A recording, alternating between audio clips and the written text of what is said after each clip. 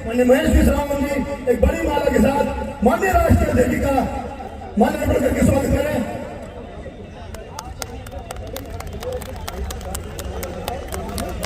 भारत माता की, भारत माता की, वंदे वंदे, जेपी नड्डा राहुल गांधी।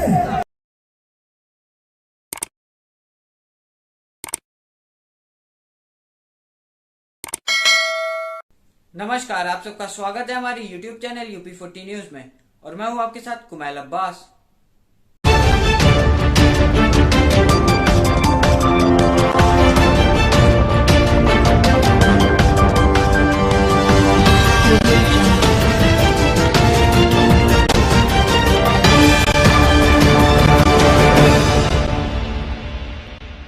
श्रावस्ती के चुनावी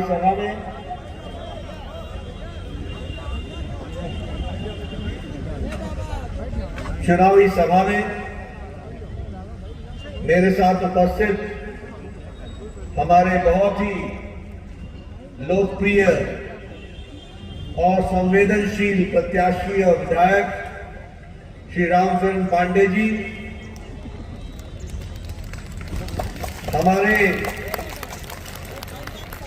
पूर्व में सांसद रहे और वर्तमान में जिला पंचायत के अध्यक्ष श्री ददन मिश्रा जी, हमारे यहां इस कार्यक्रम को देखने वाले कैराना के सांसद और लोकसभा में मेरे साथी श्री प्रदीप कुमार चौधरी जी, जिला के बहुत ही जुझारू अध्यक्ष श्री महेश मिश्रा जी, जो ओम के नाम से भी जाने जाते हैं, श्री राहुल राज रस्तोगी जी, हमारे पूर्वांचल विकास बोर्ड के सदस्य श्री साकेत मिश्रा जी, चंद्र प्रकाश सिंह जी, गुड्डू सिंह। सुरक्षित थी ना? आप बताइए, ये आजम खान जिसको अखिलेश जी साहब करके बुलाते हैं, ये दंदनाता था कि नहीं दंदनाता था? दंदनाता था कि नहीं दंदनाता था? ये मुख्तार अंसारी ये दंदनाता था कि नहीं दंदनाता था? ये आतिक अहमद दंदनाता था कि नहीं दंदनाता था? ये 5 साल पहले दंदनाते थे और 5 साल से जेल में तीनों गुल्ली डंडा खेल रहे हैं आजकल। गुल्ली डंडा। अब मैं पूछना चाहता हूं, आदमी वही था, कानून भी वही था, अपराध भी वही था। उस समय दंदना रहे थे, आज जेल के अंदर गुल्ली डंडा खेल रहे हैं। क्यों? इसलिए कि उस समय अखिलेश जी ने आंखों पे पट्टी बांध रखी थी, तुष्टीकरण की राजनीति चला रखी थी और योगी जी के आने के बाद दूध का दूध पानी का पानी हुआ, अपराधी जेल में गया। यह परिस्थिति आ सकती है।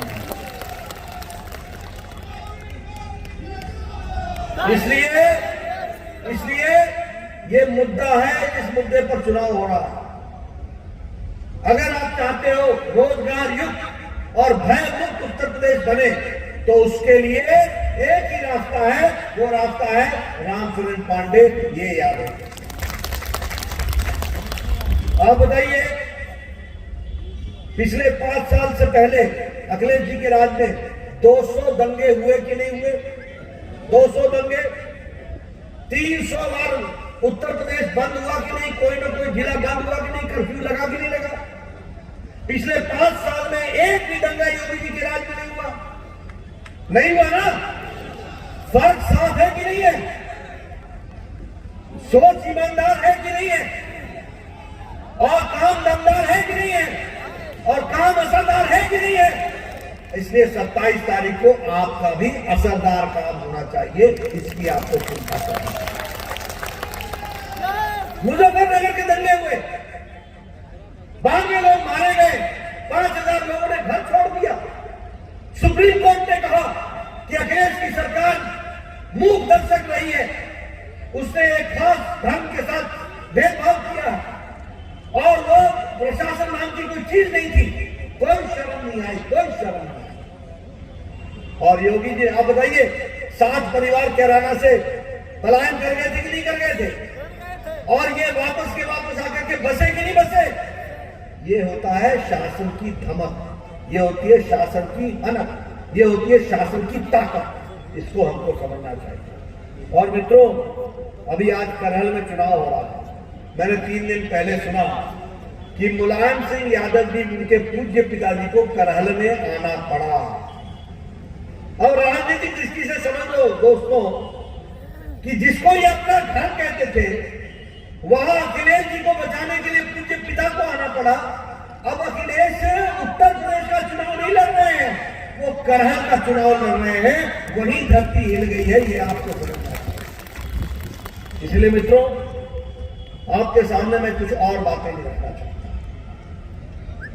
आज अखिलेश जी का वक्तव्य आया कि आतंकवादियों के खिलाफ आप कार्रवाई करो, हमें क्या दिक्कत है? आपको बड़ी दिक्कत है, बड़ी दिक्कत है। मैं आपको दिक्कत समझाना चाहता हूं। मित्रों, आपके सामने मैं बताना चाहता हूं कि 23 नवंबर 2007, और मैं चाहूंगा मीडिया वाले मेरी तारीखों को नोट कर लें। 23 नवंबर 2007 कचहरी कांड जो लखनऊ, अयोध्या और वाराणसी में हुआ, जिसमें 15 लोग मारे गए और 50 लोग घायल हुए। उसी तरीके से दशाश्वमेध घाट का ब्लास्ट, श्रमजीवी का ब्लास्ट, नई दिल्ली, सरोजनी नगर, गोविंदपुरी और पहाड़गंज में बम ब्लास्ट, संकट मोचन वाराणसी का बम ब्लास्ट, मुंबई के लोकल ट्रेन का बम ब्लास्ट। इस सारे बम ब्लास्ट में एक व्यक्ति जो कि हमारे इंडियन मुजाहिदीन का सदस्य था, जिसका नाम तारिक कासमी था, जो आजमगढ़ का रहने वाला था, और दूसरे का नाम खालिद मुजाहिद था, जो जौनपुर का रहने वाला था। इन दोनों के खिलाफ इन सारे बम ब्लास्ट के मुख्य अभियुक्त की इनके ऊपर चार्ज है। और अखिलेश जी ने बतौर मुख्यमंत्री 26 अप्रैल 2012 को इन लोगों के खिलाफ मुकदमे वापस लिए। ये आतंकवादी से लड़ेंगे क्या? ये आतंकवादी से लड़ेंगे क्या? ये मैंने आपको बम ब्लास्ट गिनाए सारे। इन सारे बम ब्लास्ट में ये तारिक कासमी और खालिद मुजाहिद दोनों के दोनों मुख्य अभियुक्त थे। और मीडिया वाले नोट कर लेना, मैंने नाम के साथ बम ब्लास्ट सारे बताए। अखिलेश बाबू जब आएंगे ना यहाँ, तो मेरे नाम से प्रश्न पूछना, और मैं आपको बताता हूं वो जवाब नहीं दे सकेंगे। ये मैं आपको दावे के साथ बताना चाहता हूं। केस वापस ले लिए। इलाहाबाद हाईकोर्ट ने कहा तुम केस वापस नहीं ले सकते हो, ये भारत के संविधान के तहत केस लगे हैं, आईपीसी की धारा में केस लगे हैं, आतंकवादी के केस हैं, इनको छोड़ा नहीं जा सकता। केस चला, गोरखपुर के स्पेशल कोर्ट ने आजीवन कारावास और 4 जिंदगियों तक आजीवन कारावास की सजा सुनाई, जिसको अखिलेश जी ने छोड़ने की।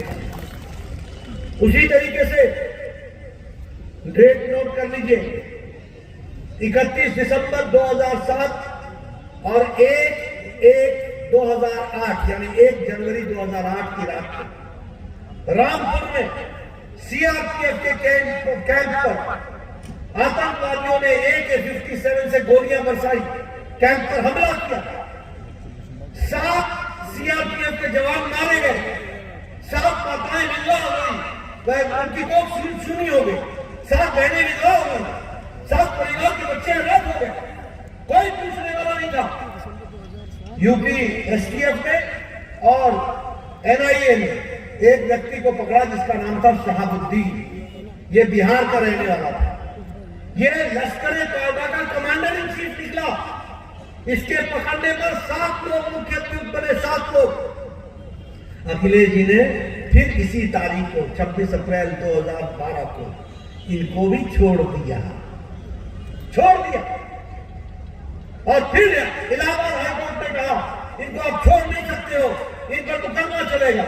और आपको जान करके खुशी होगी, 4 लोगों को सजाए मौत हुई और 3 को आजीवन कारावास हुआ। ये भी आपको याद रखना है। जब मैं ये सारी बातें आपके सामने रखता हूं, तो ये सारी बातें पूरी ताकत के साथ और पूरी सच्चाई के साथ रखता हूं। आज मैं आपके सामने कहना चाहता हूं कि 11 जुलाई को 2021 अल कायदा के सपोर्टेड लोगों ने लखनऊ के पुलिस के एटीएस ने, यूपी एटीएस ने मसीरुद्दीन नाम के व्यक्ति को और मिनहाज अहमद के नाम के व्यक्ति को पकड़ा, आरडीएक्स के साथ पकड़ा। और उनका उद्देश्य था कि 15 अगस्त को वो अटैक करेंगे, हमारे इंडिपेंडेंस डे के दिन वो अटैक करेंगे। और इस पर ये ऑपरेट होते थे पाकिस्तान के बॉर्डर से। एक उमर हलमदी नाम का व्यक्ति था, वो इनको ऑर्डर देता था। इस पर अखिलेश जी ने 2021 में बयान दिया कि मुझे उत्तर प्रदेश की पुलिस पर विश्वास नहीं है। ऐसे हैं ये लोग, ऐसे इस तरीके का कारनामा करते हैं। अभी अहमदाबाद बम ब्लास्ट में 38 लोगों को परसों सजाएं मौत सुनाई गई है, 38 लोगों को। और उसमें भी एक व्यक्ति जो कि जिसका नाम है मोहम्मद सैफ, उसको सजाए मौत हुई है। और उसका पिता शादाब अहमद जो कि संजर का रहने वाला है, जिसको उर्फ पिस्टल के नाम से जाना जाता है, वो समाजवादी पार्टी का कार्यकर्ता है और अखिलेश जी के साथ गले से गला मिल करके चल रहा है। ये अखिलेश जी को आतंकवादी परिवार ही मिलते हैं और कोई मिलता ही नहीं उत्तर प्रदेश में, और कोई नहीं मिलता। ये क्या संबंध है, मैं जानना चाहता हूं। ये देशद्रोहियों के साथ अखिलेश जी का क्या संबंध है, मैं जानना चाहता हूं। ये आतंकवादियों के साथ उनका क्या संबंध है, मैं जानना चाहता हूं। ये चुनाव का मुद्दा है मित्रों। ये सिर्फ रामचरण पांडे को भेजने का मतलब नहीं है। रामचरण पांडे को लेकर भेजने का मतलब यह है कि श्रावस्ती को भयमुक्त रखना है, श्रावस्ती को आतंकवाद मुक्त रखना है, श्रावस्ती को आगे बढ़ते हुए देखना है। ये बात हमको समझना है। अखिलेश जी ने संविधान की शपथ ली थी, मैं संविधान की रक्षा करूंगा, अक्षुण्ण रखूंगा। और वो कर क्या रहे हैं? वो आतंकवादियों की रक्षा कर रहे हैं। वो आतंकवादियों के उनको फलने फूलने का मौका दे रहे हैं। यूपी अभी आपने 3 दिन पहले सुना कि नहीं सुना? एक पुलिस बोलते हो, सुना कि नहीं सुना? ये पुलिस का मनोबल गिराते हो, पुलिस का मनोबल, महिला की हो, युवाओं की हो, सशक्तिकरण की हो, हर चीज में भारतीय जनता पार्टी ने आगे बढ़ चढ़ करके हिस्सा लिया है। और इसलिए मैं रामचरण पांडे जी को बताता हूं कि रामचरण पांडे जी, यह सिर्फ आपका चुनाव नहीं है, ये इन मुद्दों का चुनाव है जिन मुद्दों पर आपको अपने खड़ा किया है। ये हमको समझना चाहिए। आप बताइए, आजकल सड़कों का जाल बिछ रहा है कि नहीं बिछ रहा है? बिछ रहा है कि नहीं बिछ रहा है? कहीं पूर्वांचल, कहीं बुंदेलखंड, कहीं गोरखपुर एक्सप्रेस, कहीं पर गंगा एक्सप्रेस, इंटरनेशनल एयरपोर्ट बन रहा है। या कुशीनगर इंटरनेशनल एयरपोर्ट 260 करोड़ रुपए का बन गया कि नहीं बन गया? बुध सर्किट शुरू होगा कि नहीं होगा? अयोध्या में इंटरनेशनल एयरपोर्ट बना कि नहीं बना? लखनऊ इंटरनेशनल एयरपोर्ट हुआ कि नहीं हुआ? और दुनिया का, एशिया का सबसे बड़ा एयरपोर्ट उत्तर प्रदेश में जेवर में बन रहा है। ये भी हमको याद रखना चाहिए। इसलिए मित्रों, अब अगर अटल बिहारी मेडिकल यूनिवर्सिटी की बात कीजिए, आयुष यूनिवर्सिटी की बात कीजिए, मुझे खुशी है कि यहां पर जब हम विकास की बात करते हैं तो हम ये भी कह सकते हैं कि जब मैं स्वास्थ्य मंत्री बना था तो उत्तर प्रदेश में, जिसकी जनसंख्या उस समय 22-23 करोड़ थी, सिर्फ 15 मेडिकल कॉलेज थे। आज मोदी जी ने 59 मेडिकल कॉलेज सबसे ज्यादा उत्तर प्रदेश में दिया। ये किसानों के लिए हमारी सरकार आती है, रामचरण पांडे जी विधायक बनते हैं, तो अब सिंचाई के लिए मुफ्त बिजली किसानों को मिलेगी। इसकी भी हम यही नहीं, गन्ने का भुगतान 14 दिन के अंदर होगा। यही नहीं, हमारी बहनों के लिए, जो पढ़ने वाली बहनें होंगी, उनको मोपेड और स्कूटर दिया जाएगा, स्कूटी दी जाएगी। और 2 करोड़ युवाओं को लैपटॉप और टैबलेट दिया जाएगा ताकि वो अच्छी शिक्षा दे सके, इसकी चिंता की जाएगी। और साथ ही साथ हमारी बहनों के लिए दीपावली और होली में एक सिलेंडर गैस का मुफ्त दिया जाएगा, इसकी भी व्यवस्था की जाएगी। और आपको जानकर के खुशी होगी कि ये जो माफिया राज था ना, ये जो गुंडा राज, आतंकवादी राज था ना, इसको आप समाप्त करना चाहते थे ना, करना चाहते थे ना, योगी जी ने किया ना, किया कि नहीं किया? अब anti terrorist squad commando, anti terrorist commando squad, इसका सेंटर देवबंद में बनेगा, इसके साथ साथ मेरठ में बनेगा, बहराइच में बनेगा, रामपुर में बनेगा, आजमगढ़ में बनेगा, कानपुर में बनेगा, और हम भयमुक्त उत्तर प्रदेश बनाएंगे। कि मुझे इस पवित्र भूमि, पावन भूमि, जहां भगवान श्री राम के पुत्र लवकुश ने इस भूमि को अपना राजधानी बना करके यहां राज किया, ये गौतम बुद्ध की भी तीर्थ स्थली रही और वर्षों तक महात्मा बुद्ध ने भी यहां वास किया। ऐसे पुण्य भूमि को मैं नमन करता हूं और आप सबसे आशीर्वाद देकर के अपनी बात को प्रारंभ करता हूं। मित्रों, ये चुनाव की बेला है। आप सब लोग इतनी बड़ी संख्या में यहां पर एकत्र आए हैं। चुनाव में हर राजनीतिक दल आने वाले समय के बारे में बहुत बड़े बड़े वायदे करता है। हर नेता भी यही करता है। ऐसे में मतदाता के लिए मुश्किल हो जाती है कि वो किसकी बात सुने और किसकी बात न सुने, किसको सच्चा माने और किसको झूठा माने। आजकल आपके पास समाजवादी पार्टी के लोग भी आएंगे, कांग्रेस पार्टी के लोग भी आ रहे होंगे और बड़े बड़े वायदे कर रहे हैं। मतदाता के लिए दिक्कत की बात बनती है कि किसकी बात सुने, किसकी बात नहीं सुने। मैं हमेशा सब लोगों को कहता हूं, कभी भी किसी को इस आधार पर वोट मत दो कि वो आगे चलकर क्या करेगा। हमेशा इस बात पर वोट दो कि उस व्यक्ति ने और उस पार्टी ने पीछे क्या किया है, यही तय करेगा कि वो आगे क्या करने वाला है। और जब मैं भारतीय जनता पार्टी की बात करता हूं तो मैं ये दावे के साथ कह सकता हूं कि ये अकेली पार्टी है जो दम के साथ छाती ठोककर अपने रिपोर्ट कार्ड के साथ आपके सामने आती है। कभी आपने सुना कि समाजवादी पार्टी ने ये कहा कि मैंने ये किया?